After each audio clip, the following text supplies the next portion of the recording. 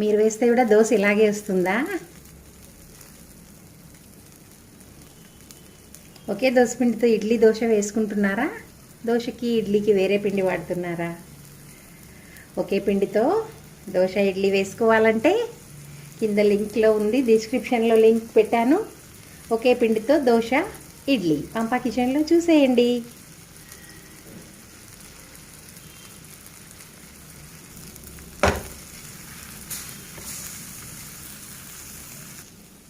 ఇటువంటి దోశ తినాలనుకుంటున్నారా?